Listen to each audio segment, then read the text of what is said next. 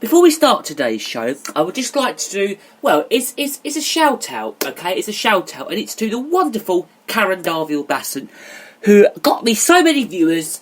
So I just want to say a big thank you to her for helping me out and, just trying to get more people to try and listen to this show, because this show's for everybody. It is a great show, and I call it Britain's Best Radio Show.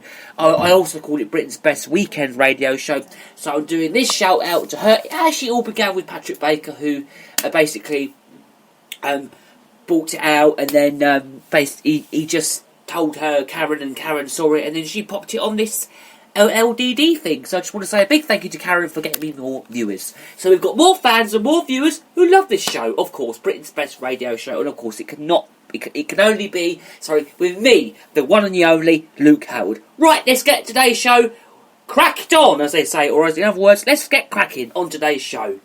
It's time for the one and the only show. It's the Luke Howard Show Live. Yay! Oh, hang on, I've got the applause. That's it. Way!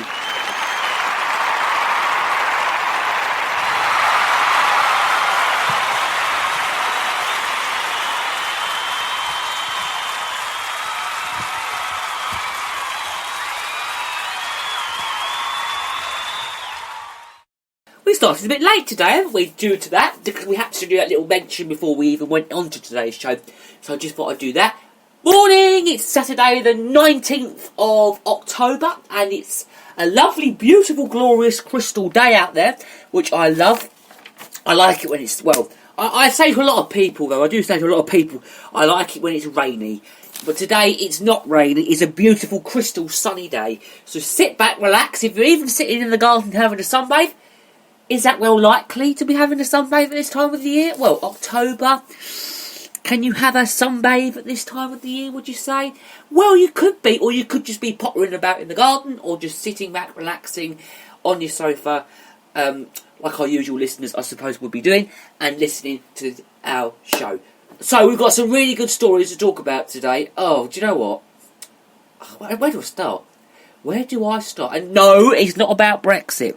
Because this story, it's not being funny. When I read this story the other day, I even showed it to a lot of friends of mine as well.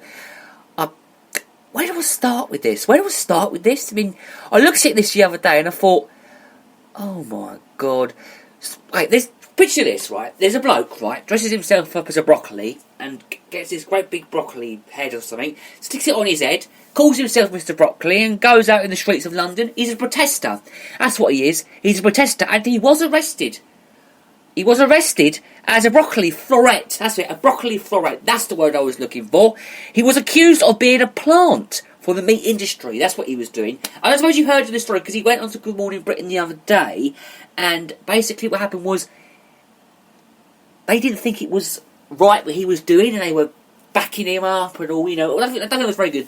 But, he was in the meat industry because of his absurd behaviour on Good Morning Britain, which was on, I think it was, when was it? Wednesday this week. So Susanna Reid, she spoke out as the basically green-faced man, and she said, this bloke refused to give any name other than Mr. Broccoli because he wouldn't give his...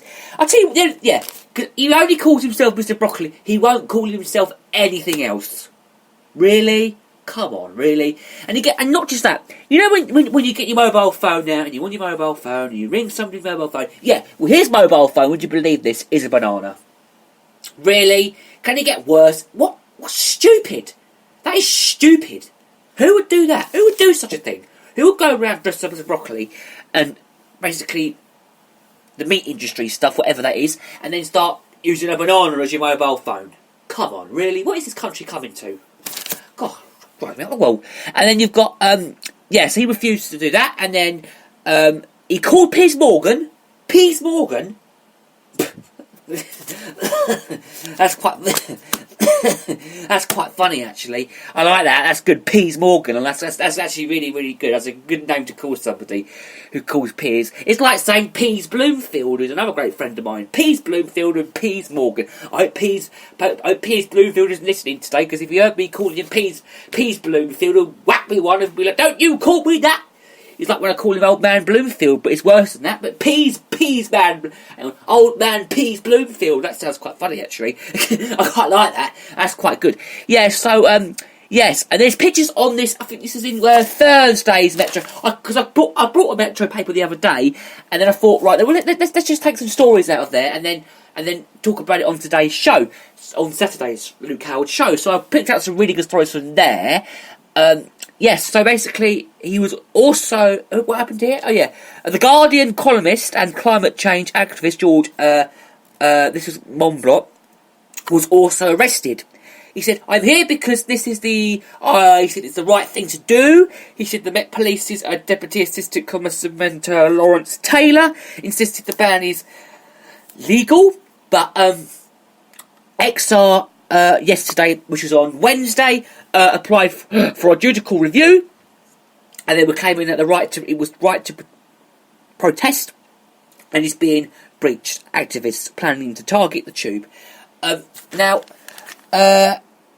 grilled further about whether this appearance was a joke, he said, "I think, given the gravity of the situation, some levity and humour is important." That's what they said, by the way. And they said later, and this is what happened, because later Reid retweeted the article about him being torn apart. And he said they were adding Mr. Broccoli in hot water, and viewers replied that he might have just, I don't know, been sprouting off and would have been more, I don't know, comfortable if interviewed in the green room, maybe, and perhaps he wasn't very uncomfortable to be interviewed in the studio. Maybe you might want to be interviewed somewhere else. And others said that he was basically entertaining a Brock and roll, but should not have been asked on a serious guest. Do you know, I actually agree with them now. I actually think that's a really, really good idea, because I don't really think he really wanted to be there, to be honest. I think he just wanted to be interviewed somewhere else. Yeah, and there was also another story in the what's this? The Metro, and this one basically reads that more arrests as protesters defy police ban. So there's that. Great. If you want to read, by the way, let's just quickly go back to that story about the broccoli. If you want to read more about that story, there's a whole article about it, and it's in. Well, I don't suppose you'll be able to get it. It's in Thursday's Metro of this week. You won't be able to get that because the Metro comes out every single day. So I don't think you'll be able to get that story, which is a very bad shame. So there's another story about there's been more arrests as protesters defy police ban. There was basically a Green Party leader was basically among protesters arrested, which was on Wednesday. Another thing happened as well, as Extinction Rebellion continued to defy a ban on their demonstrations, maybe, or hundreds of people put tape over their mouths. This was in Trafalgar Square to symbolise the police facing the protesters.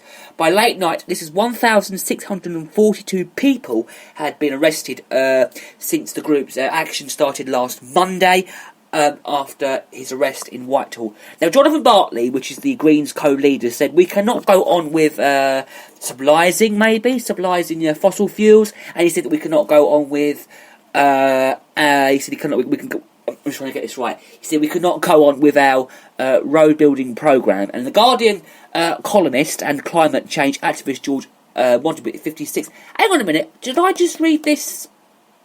Yes, I did. Sorry, I'm really sorry, because you know earlier on when I was reading that story about the broccoli thing, when I was talking about the broccoli person from Good Morning Britain, I just got a bit mixed up with this story about the Trafalgar Square. I'm very sorry.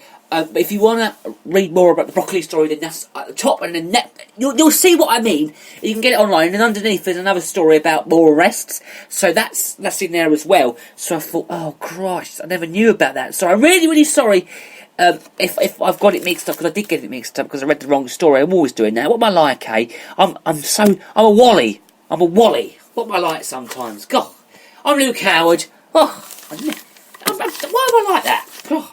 Silly me. My producer's looking at me now thinking, oh, Luke, why did you do that? Well, because it was an accident. I didn't mean to, producer. I didn't mean to. Are we going to have an argument live on TV? I mean, radio? Are we? Are we? No? No? Okay, okay. Right, so, yeah, so this story was what I was basically saying earlier on. So we're going to leave that story there because I got a bit mixed up, and that's not like me to get mixed up sometimes. But there was another story on the same page, and it's a briefing story, and it's basically Facebook, and it dropped out to 10 valuable brands. So Facebook has been dropped. I wish they could just get rid of Facebook. It's so bad. I don't even have Facebook, and that's coming from me. God, that's coming from me, even though I don't even have it. So basically, Facebook has dropped out the top 10 most valuable global brands. Apple, Google, Amazon keep the top 3 spots. The company fell 5 places to 14 after its brand value was found to have dropped by 11.8%. It entered the Interbrand Best Global Brands report in 2012 and peaked at 8th place in 2017. Now, Apple's failure went up by 9%, while Uber and LinkedIn joined the top 100 for the first time. Now, MasterCard saw the biggest growth by 25%. There you go, eh? There you go. Suppose you're thinking how my week has been this week as well. It's been a lot, done a lot this week. Now, for those of you who don't know, my nan and granddad have moved quite recently. They moved to Buntingford last week. And, yes, they moved up here last week, so I wish them very best of luck. And they're still settling in, even though they've been there a week and a half. So my thoughts go out to my great, well, I won't say my great, I would say my best, one of my best nanny and granddads. That's Eileen and Dave Butler. And of course, I've got to give another mention out to my nanny Vi. I know she doesn't have to listen. You know what? You know what old people are like. They haven't got a clue how to get old with technology. Well, I'm 17 years old. I'm not quite good with technology, but I am very, very good with technology in a way. But yeah, so my thoughts go out to my nanny Vi, of course, and my other nan, Nanny Eileen and Grandad Dave. And that's some more mentions. And if you would like a mention on this show, and if you would like to say what you're doing with all that rubbish, then get in touch with us. You can get in touch with us on social media at Luke Howard fanpage on Instagram, or you can do the hashtag Luke Howard, hashtag Luke Howard show. I'm going to put it all on the social media when I do the editing after today's show. Or you can email us, GaryJHoward68@hotmail.com. Now, if you want to call us or text us, I am a wally because I did something else yesterday that was really bad. Do you want to know what I did? I went to see my nan and granddad last night, and guess what happened? You will never ever guess what happened yesterday. I left my fleece at my nan's, and guess what? I left my phone in there as well.